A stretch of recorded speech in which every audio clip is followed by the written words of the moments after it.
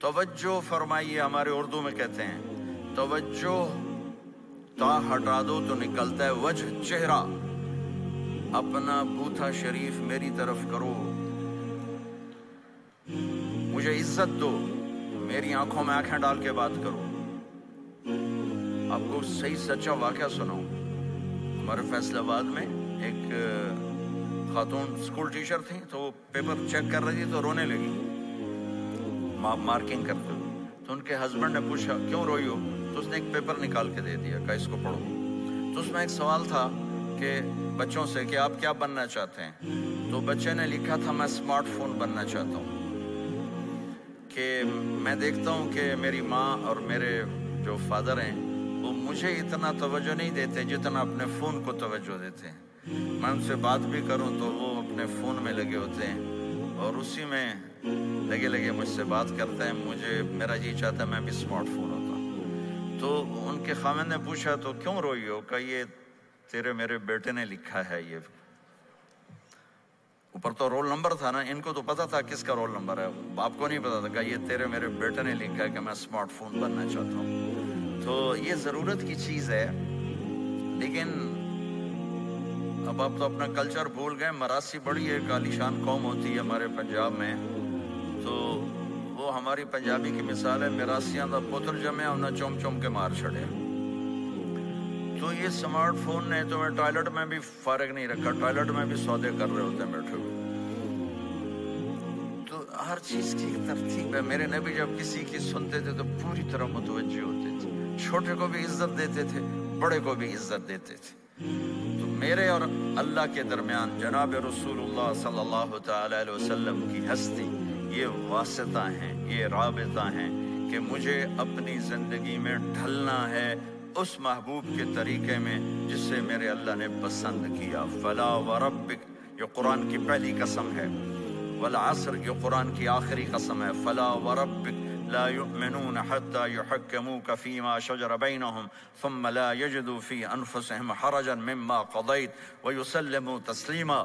مجھے قسم ہے میرے محبوب آپ کے رب کی، سبحان، یہ قرآن کی سب سے خوبصورت قسم ہے اور اظہار محبت میں سب سے عالی شان قسم ہے کہ اللہ تعالیٰ یوں کہہ رہے ہیں، اے میرے محبوب مجھے آپ کے رب کی قسم۔ خود ہی قسم اٹھاتا ہے اور انداز ایسا ہے جیسے قسم اٹھانے والا کوئی اور ہے اور رب محمد کوئی اور ہے۔ یہ اظہار محبت کی آخری شکل ہوتی ہے کہ قسم اٹھانے والا اپنے آپ کو دو بنا دے۔ مجھے آپ کے رب کی قسم۔ کینیڈا والوں کو بتا دیں، جب تک آپ کے طریقوں پر نہیں آئیں گے میں انہیں قبول نہیں کروں گا۔ اللہ کے نبی کو راضی کرنا، ان کے خوشی کو حاصل کرنا۔ ایک صحابی آئے، یا رسول اللہ، میرا پڑوسی ہے، اس کی کھجور ایسے ہو کر میرے گھر کے صحن میں اس کے چند آتے ہیں شاخیں، جب پھل لگتا ہے تو وہ گر جاتا ہے تو میرے بچے اٹھاتے ہیں تو وہ ادھر سے دوڑ کے آتا ہے، ان کے منہ سے کھجور نکال لیتا ہے۔ آپ اسے کہیں کہ بچوں پہ اتنی سختی نہ کرے۔ آپ نے اسے بلایا، وہ منافق تھا، آپ نے اسے بلا کر کہا کہ یہ کھجور مجھے دے دو اور اس کے بدلے جنت میں مجھ سے ایک کھجور دے دو۔ وہ کہنے لگا، یا رسول اللہ یہ مجھے اور میرے بچوں کو بڑی پسند ہے، کوئی اور ہوتی تو میں دے دیتا۔ اب چپ ہو گئے، وہ چلا گیا۔ ایک صحابی بیٹھے تھے، ابو الدحدہ، یا رسول اللہ میں لے دوں، مجھے آپ وعدہ کرتے ہیں، مجھ سے وعدہ کرتے ہیں آپ مجھے جنت میں لے کر دیں گے؟ آپ نے کہا ہاں۔ تو پیچھے پہنچ گئے، کہنے لگے بھائی کھجور کا سودا کرو۔ کہا جاؤ جاؤ، میں نے اللہ کے نبی کو نہیں بیچی، تمہیں کیسے بیچ دوں؟ کہنے لگے جو تیرے منہ میں آتا قیمت مانگو۔ کہنے لگا اپنا باغ مجھے دے دے، کھجور لے لے۔ باغ میں 600 کھجوریں تھیں۔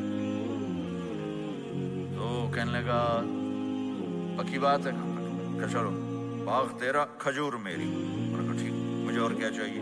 600 کھجوروں کا باغ۔ دوڑے دوڑے آئے، یا رسول اللہ میں نے کھجور خرید لی، آپ اب اس کو دے دیں۔ آپ نے کہا انہیں مجھے تو دینی، تمہیں کیسے دے دی؟ کہا جی میں نے پورا باغ دے دیا اور کھجور اس سے لے لی، 600 کھجوروں کا۔ آپ نے کہا ہمارا پچھلا سودا کینسل، پہلے تھا ایک کھجور لے کر دوں گا، اب تیرا میرا سودا یہ ہے کہ تیرے لیے جنت میں بے شمار باغات بھی مل گئے اور تیرے لیے گھر بھی تیار ہو گئے۔ کم من عزق رداح बदार फयाहा ले अबिद्दाहदाहा। उन्होंने वहीं से छलांग लगाई और दौड़े दौड़े भाग गए, अंदर नहीं गए, बाहर से खड़े होकर कहा उम्मुद्दाहदा बाहर आ जाओ, हमने ये बाग अल्लाह उसके रसूल को दे दिया। ये मेरे अजीजों, जहाँ भी रहो मोहम्मद मुस्तफ़ा सल्लल्लाहु अलैहि वसल्लम की मुबारक और पाकीज़ा ज़िंदगी को अपना साथी बना लो, तो ये जहां भी आपका है वो जहान भी